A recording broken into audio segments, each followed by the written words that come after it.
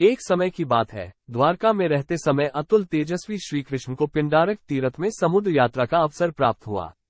राजा उग्रसेन तथा वसुदेव इन दोनों को नगर का अध्यक्ष बनाकर द्वारकापुरी में ही छोड़ दिया गया। शेष सब लोग यात्रा के लिए निकले। बलराम जी अपने परिवार के साथ अलग थे। संपूर्ण जगत के स्वामी बुद्धिमान भगवान श्रीकृष्ण का दल अलग था तथा अमित तेजस्वी कुमारों की मंडलियां भी अलग अलग थीं। वस्त्राभूषणों से अलंकृत तथा रूप सौंदर्य से संपन्न यादव वंशी कुमारों के साथ हजारों गणिकाएं भी यात्रा के लिए निकलीं।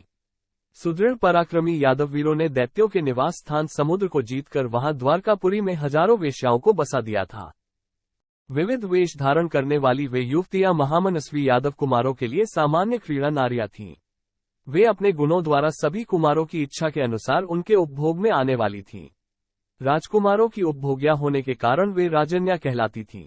प्रभो बुद्धिमान श्रीकृष्ण ने भीमवंशी यादवों के लिए ऐसी व्यवस्था कर दी थी जिससे यादवों में स्त्री के कारण परस्पर वैर न हो।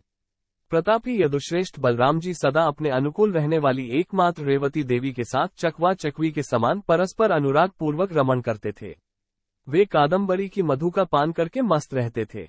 वनमाला से विभूषित हुए बलराम वहां रेवती के साथ समुद्र जल में क्रीड़ा करने लगे। सबके प्रिय कमल नयन गोविंद सर्वरूप से अर्थात जितनी स्त्रियां थीं, उतने ही रूप धारण करके जल में अपनी 16,000 स्त्रियों को रमाते थे। उस रात में नारायण स्वरूप श्रीकृष्ण की वे सारी रानियां यही मानती थीं कि मैं ही इन्हें अधिक प्रिय हूं, अतः केशव मेरे ही साथ जल में विहार कर रहे हैं। सभी के अंगों पर रति के चिन्ह थे। सभी रति सुख का अनुभव करके तृप्त हो गई थी, अतः वे सब की सब गोविंद के प्रति सम्मान का भाव धारण करती थीं। श्रीकृष्ण की वे सभी सुंदर रानियां अपने स्नेही परिजनों के समीप प्रसन्नतापूर्वक अपने भाग्य की सराहना करती हुई कहती थी कि मैं ही अपने प्राणनाथ को अधिक प्रिय हूं, मैं ही उन्हें अधिक प्यारी हूं। वे कमलनयनी सुंदरिया दर्पण में अपने कुचों पर श्रीकृष्ण के नख क्षत और अधरों पर दंत क्षत चिन्ह देख देख कर हर्ष में भर जाती थीं। श्रीकृष्ण की वे सुंदर पत्नियां उनके नाम ले लेकर गीत गाती और अपने नेत्रपुटों से उनके मुखारविंद का रसपान करती थीं। उनके मन और नेत्र श्रीकृष्ण में ही लगे रहते थे। नारायण की वे कमनीय पत्नियां अत्यंत मनोहारिणी और एक निश्चय पर अटल रहने वाली थीं। नारायण देव उनके सारे मनोरथ पूर्ण करके उन्हें तृप्त रखते थे, अतः वे सब नारियां एक को ही अपना हृदय और दृष्टि अर्पित करके भी आपस में कभी ईर्ष्या नहीं करती थीं। वे सारी की सारी मनोहर दृष्टि वाली अथवा मनोहर दिखाई देने वाली सुंदरियां केशव की वल्लभा होने का अथवा केशव को प्राणवल्लभ के रूप में प्राप्त करने का सौभाग्य वहन करती हुई अपने सिर को बड़े गर्व से ऊंचा किए रहती थीं।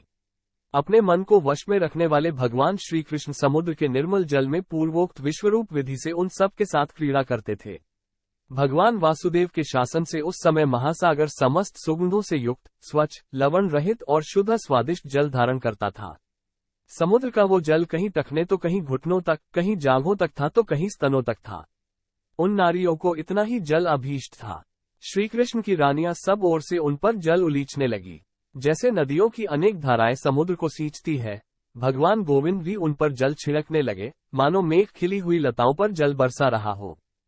कितनी ही मृगनयनी नारियां श्रीहरि के कंठ में अपनी बाहें डालकर कहने लगी, प्रिय, मुझे हृदय से लगा लो, अपनी भुजाओं में कस लो, अन्यथा मैं जल में गिरी जाती हूँ। कितनी ही सर्वांग सुंदरी स्त्रियां क्रौंच, मोर तथा नागों के आकार में बनी हुई काठ की नौकाओं द्वारा जल पर तैरने लगी। दूसरी स्त्रियां मगर, मत्स्य तथा अन्यान्य विविध प्राणियों की आकृति धारण करने वाली नौकाओं द्वारा तैरने लगी। कितनी ही रानियां समुद्र के रमणीय जल में श्रीकृष्ण को हर्ष प्रदान करती हुई घड़ों के समान अपने स्तनकुंभों द्वारा तैर रही थीं। अमर शिरोमणि श्रीकृष्ण उस जल में आनंद पूर्वक महारानी रुक्मिणी के साथ रमण करते थे। वे जिस जिस कार्य या उपाय से आनंद मानते, उनकी वे सुंदरी स्त्रियां प्रशंसापूर्वक वही वही कार्य या उपाय करती थीं। महीन वस्त्रों से ढकी हुई दूसरी सुंदरियां एवं कमलनयनी स्त्रियां भांति भांति की लीलाएं करती हुई जल में भगवान श्रीकृष्ण के साथ क्रीड़ा करती थीं। जिस जिस रानी के मन में जो जो भाव था, सबके भावों को जानने और मन को वश में रखने वाले श्रीकृष्ण उसी उसी भाव से उस स्त्री के अंतर में प्रवेश करके उसे अपने वश में कर लेते थे। इंद्रियों के प्रेरक और सबके स्वामी होकर भी सनातन भगवान ऋषिकेश देश काल के अनुसार अपनी प्रेयसी पत्नियों के वश में हो गए थे। वे समस्त वनिताएं अपने कुल के अनुरूप बर्ताव करने वाले जनार्दन को ऐसा समझती थी कि ये कुल और शील में समान होने के कारण हमारे ही योग्य हैं। मुस्करा कर बात करने वाले तथा औदार्य गुण से संपन्न उन प्राणवल्लभ श्रीकृष्ण को उस समय उनकी वे पत्नियां हृदय से चाहने लगीं तथा भक्ति एवं अनुराग के कारण उनका बहुत सम्मान करने लगीं। यादव कुमारों की गोष्ठियां अलग थीं।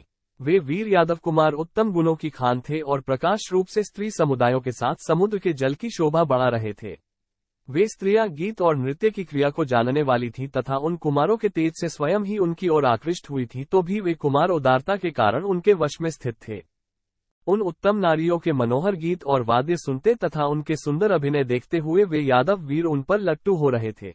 तदनंतर श्रीकृष्ण ने विश्वरूप होने के कारण स्वयं ही प्रेरणा देकर पंचचूड़ा नाम वाली अप्सरा को तथा कुबेर भवन और इंद्र भवन की भी सुंदर अप्सराओं को वहां बुला लिया।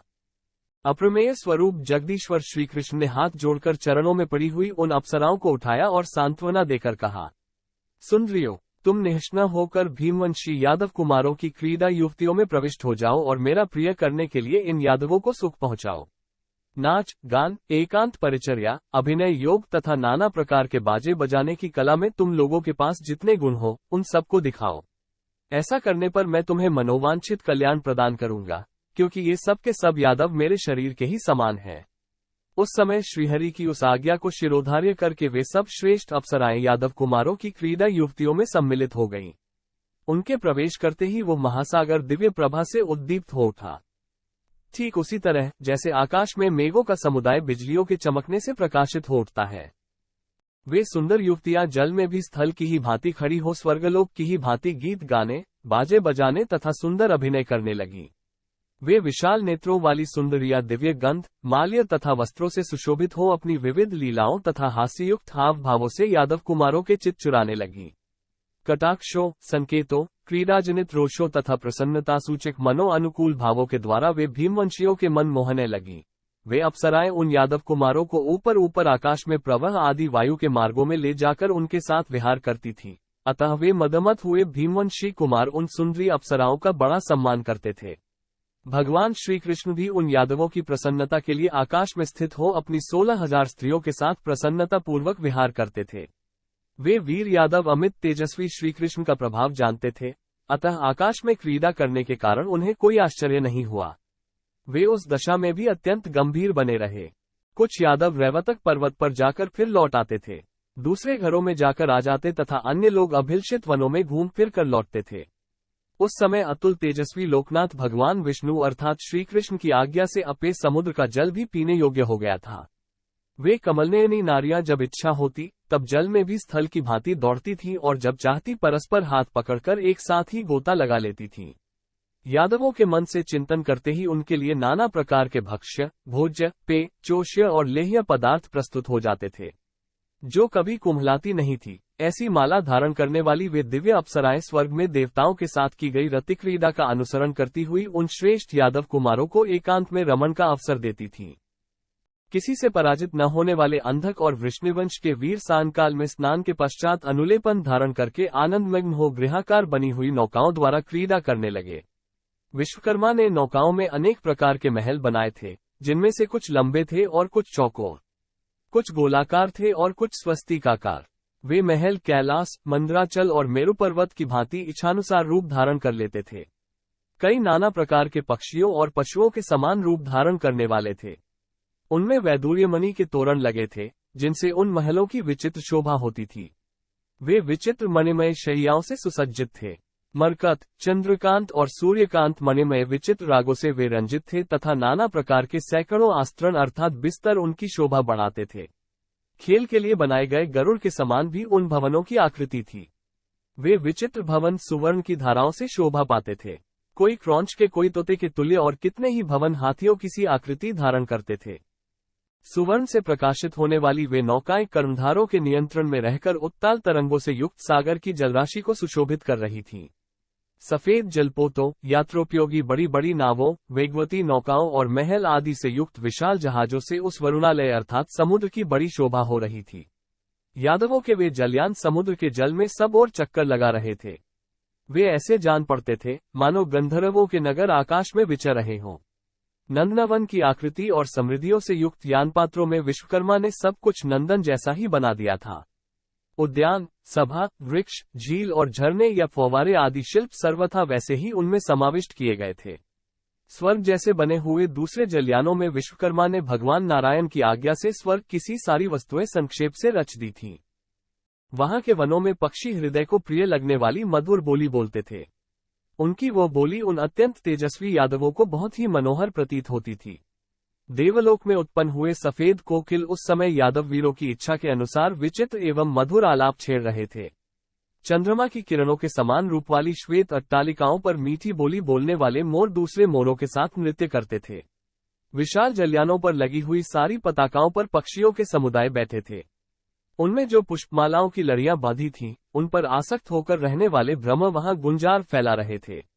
नारायण अर्थात श्रीकृष्ण की आज्ञा से वृक्ष तथा ऋतुएं आकाश में स्थित हो मनोहर रूप वाले पुष्पों की अधिक वर्षा करने लगीं। रतिजनित खेद अथवा श्रम को हर लेने वाली मनोहर एवं सुखदायिनी हवा चलने लगी, जो सब प्रकार के फूलों के पराग से संयुक्त तथा चंदन की शीतलता को धारण करने वाली थी। क्रीड़ा में तत्पर होकर सर्दी गर्मी की इच्छा रखने वाले यादवों को उस समय वहां भगवान वासुदेव की कृपा से वो सब उनकी रुचि के अनुकूल प्राप्त होती थी। भगवान चक्रपाणी के प्रभाव से उस समय उन भीम वंशियों के भीतर न तो भूख प्यास, न ग्लानि, न चिंता और न शोक का ही प्रवेश होता था। अत्यंत तेजस्वी यादवों की समुद्र के जल में होने वाली वे क्रीड़ाएं निरंतर चल रही थीं। उनमें बड़े बड़े वाद्यों की ध्वनि शांत नहीं हो रही थी तथा गीत और नृत्य उनकी शोभा बढ़ा रहे थे। श्रीकृष्ण द्वारा सुरक्षित वे इंद्रतुल्य तेजस्वी यादव अनेक योजन विस्तृत समुद्र के जलाशय को रोककर क्रीड़ा कर रहे थे। विश्वकर्मा ने महात्मा भगवान नारायण देव के लिए उनके विशाल परिवार 16,000 रानियों के समुदाय के अनुरूप ही जहाज बना रखा था।